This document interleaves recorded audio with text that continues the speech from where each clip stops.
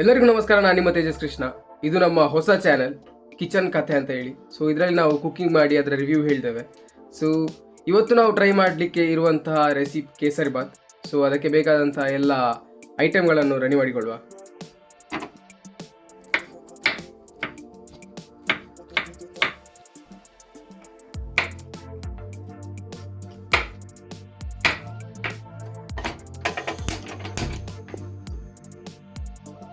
ಎರಡರಿಂದ 3 ಚಮಚ ಸಾಕಾ?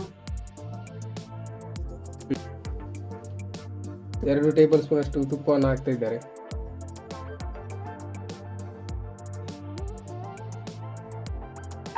ಗೇರು ಬೀಜ, ಬಾದಾಮಿ, ದ್ರಾಕ್ಷಿ.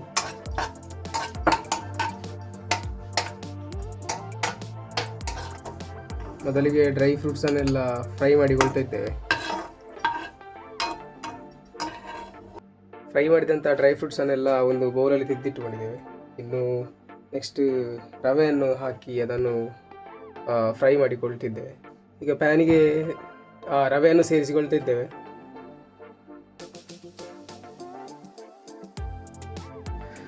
ಒಂದು 2 ಕಪ್ನಷ್ಟು ರವೆಯನ್ನು ಸೇರಿಸಿಕೊಂಡಿದ್ದೇವೆ. ಹಾಕಿ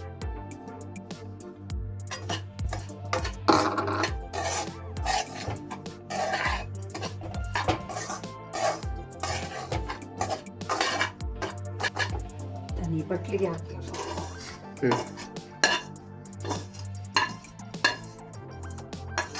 ರವೆಯನ್ನು ಚಂದ ತುಪ್ಪದಲ್ಲಿ ಹುರಿದು ಅದನ್ನು ಒಂದು ಬಟ್ಲಲ್ಲಿ ತೆಗೆದಿಟ್ಟುಕೊಂಡಿದ್ದೇವೆ. ಇನ್ನು ಇದರಲ್ಲಿ ಸಕ್ಕರೆದು ಪಾಕ ಮಾಡಲಿಕ್ಕೆ ಉಂಟು. ಇದಕ್ಕೆ ಈಗ 3 ಬೌಲ್ನಷ್ಟು ನೀರನ್ನು ಹಾಕ್ತಾ ಇದ್ದಾರೆ.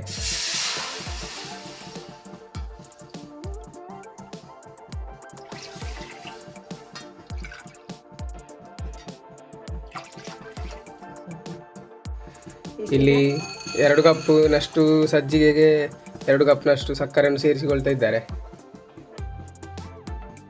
ಮತ್ತು ನಿಮಗೆ ಎಷ್ಟು ಕನ್ಸಿಸ್ಟೆಂಟ್ ಆಗಿ ನಿಮಗೆ ಎಷ್ಟು ಸಕ್ಕರೆ ಬೇಕು ನಿಮ್ಮ ರುಚಿ ನೋಡಿಕೊಂಡು ಸೇರಿಸಿಕೊಂಡ್ರೆ ಸಾಕು.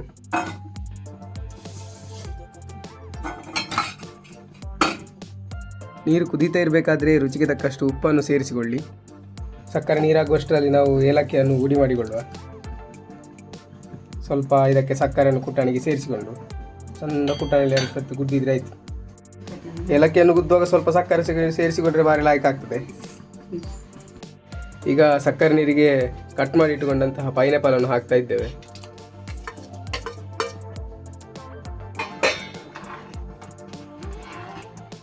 ಹಾಗೆ ಆಗ ಹುರಿದಿಟ್ಟುಕೊಂಡಂತಹ ರವೆಯನ್ನು ಕೂಡ ಸೇರಿಸಿಕೊಳ್ತಾ ಇದ್ದೇವೆ. ಇಲ್ಲಿ ಕೂಡ ಗಂಟು ಆಗಬಾರ್ದು ನೋಡಿ, ನೀಟಾಗಿ ರವೆಯನ್ನು ಸೇರಿಸಿಕೊಳ್ಬೇಕು.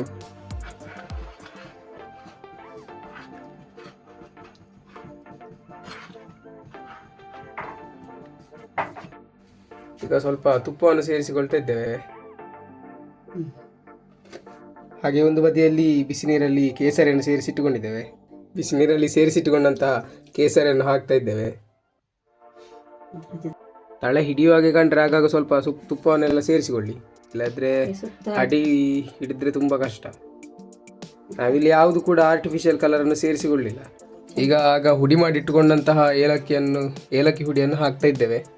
ಸಕ್ಕರೆ ಮತ್ತು ಏಲಕ್ಕಿ ಹುಡಿ ಆಗ ನಾವು ಹುಡಿ ಮಾಡಿ ಇಟ್ಟುಕೊಂಡದ್ದನ್ನು ಸ್ವಲ್ಪ ಪರಿಮಳಕ್ಕೆ ತಕ್ಕ ಹಾಕಿದರೆ ಸಾಕು.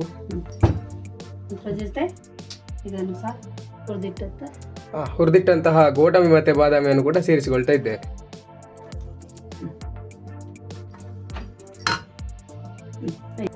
ತುಪ್ಪ ಸೇರಿಸಿದಷ್ಟು ಭಾರಿ ಆಯ್ಕೆ ಆಗುದು. ನೋಡಿ, ಇಲ್ಲಿ ನಮ್ಮ ಕೇಸರಿ ಬಾತ್ ರೆಡಿ ಆಗಿದೆ. ಸೊ ಇದು ಇಷ್ಟು ಕಲರ್ಫುಲ್ ಆಗಿ ಅಂತ ಇಲ್ಲ ಆಯ್ತು, ಇದು ಕ್ಯಾಮರಾದಲ್ಲಿ ಈ ಥರ ಕಾಣ್ತಾ ಉಂಟು, ಮೊಬೈಲ್ ಕ್ಯಾಮರಾ ಆದ್ರಿಂದ. ಹಾಗೆ ಮತ್ತೆ ಇದಕ್ಕೆ ಪೈನಾಪಲ್ ಅನ್ನು ಆ್ಯಡ್ ಆನ್ ಮಾಡಿದ್ದೇವೆ, ಅದು ಬೇಕಾದರೆ ನೀವು ಬಿಡ್ಬೋದು. ಹಾಗೆ ಅಷ್ಟೇ. ಮತ್ತೆ ಕೇಸರಿ ಬಾತ್ ಈಗ ರೆಡಿ ಆಗಿದೆ, ಅದನ್ನೀಗ ಸರ್ವ್ ಮಾಡಿಕೊಳ್ಳಿಕ್ಕೆ ರೆಡಿ ಮಾಡ್ತಾ ಇದ್ದೇವೆ.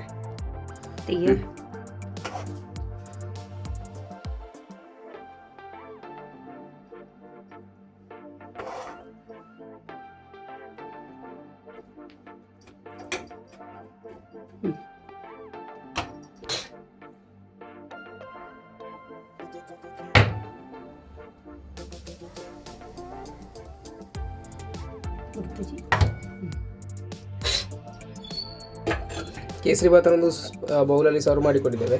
ಸೊ ಇದಕ್ಕೆ ಸ್ವಲ್ಪ ಗಾರ್ನಿಷ್ಗೆ ಸ್ವಲ್ಪ ಮೇಲೆ ಇಡ್ತಾ ಇದ್ದೇವೆ ಅಷ್ಟೇ. ಸೊ ಫೋಟೋ ತೆಗಿಲಿಕ್ಕೆ ಅಂತ. ಸೊ ಈಗ ಕೇಸರಿ ಭಾತ್ ರೆಡಿ ಆಗಿದೆ. ಪೈನಾಪಲ್ ಕೇಸರಿ ಭಾತ್ ಮಾಡಿರೋದು. ಇದ್ರೊಟ್ಟಿಗೆ ಒಂದು ಐಸ್ ಕ್ರೀಮ್ ಇದ್ರೆ ಉಂಟಲ್ಲ ಭಾರಿ ಲೈಕ್ ಆಗ್ತದೆ. ನೋಡುವ, ಇದು ಬರೀ ಹೀಗೆ ಟೇಸ್ಟ್ ಆಗಿದೆ ನೋಡುವ.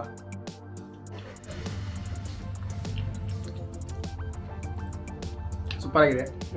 ಟೇಸ್ಟ್ ಅಂದರೆ ಸಕ್ಕರೆ ಹದ ಆಗಿರೋದು, ಹೆವಿ ಎಕ್ಸೆಸ್ ಸಕ್ಕರೆ ಅಂತ ಹಾಕಲಿಲ್ಲ. ಮತ್ತು ಉಪ್ಪು ಎಲ್ಲ ಕರೆಕ್ಟ್ ಆಗಿದೆ. ಹಾಗೆ ಮತ್ತು ಪೈನಾಪಲ್ ಫ್ಲೇವರ್ ಸಿಗ್ತಾ ಉಂಟು, ಭಾರಿ ಲೈಕ್ ಆಗಿದೆ ಅಂತ.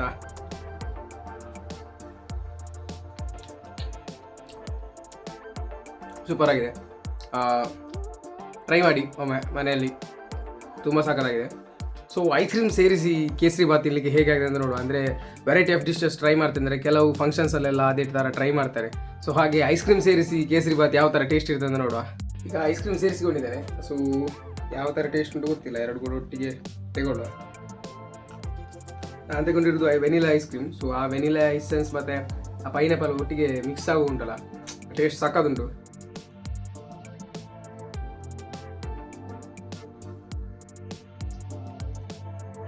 ಮತ್ತೆ ಸೂಪರ್ ಉಂಟು. ಟ್ರೈ ಮಾಡಿ ಐಸ್ ಕ್ರೀಮ್ ಮತ್ತು ಕೇಸರಿ ಭಾತ್, ನಿಜವಾಗ್ಲೂ ಸೂಪರ್ ಉಂಟು.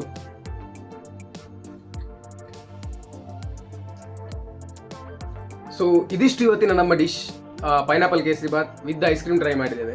ಸೊ ಇನ್ನೊಂದು ಒಳ್ಳೆ ಡಿಶ್ ಜೊತೆ ನೆಕ್ಸ್ಟ್ ಟೈಮ್ ಸಿಗುವ ಅಂತ ಹೇಳ್ತಾ signing off Tejas Krishna. Thank you for watching kitchen Kathe and this is my first episode. And ಇನ್ನೂ ಬೇರೆ ಬೇರೆ ಎಪಿಸೋಡ್ಸ್ ಬರ್ತಾ ಇರ್ತದೆ. ಸೊ ಟ್ರೈ ಮಾಡಿದರೆ ನಿಮಗೆ ಅದರ ಟೇಸ್ಟ್ ಹೇಗಾಯ್ತು ಅಂತ ಕಮೆಂಟ್ ಮಾಡಿ. ಸೊ ಇದಿಷ್ಟು ಇವತ್ತಿನ ವಿಡಿಯೋ. ಇನ್ನೊಂದು ವಿಡಿಯೋ ಜೊತೆ ಸಿಗುವ ಅಂತ ಹೇಳ್ತಾ ಸೈನಿಂಗ್ ಆಫ್ ತೇಜಸ್ ಕೃಷ್ಣ.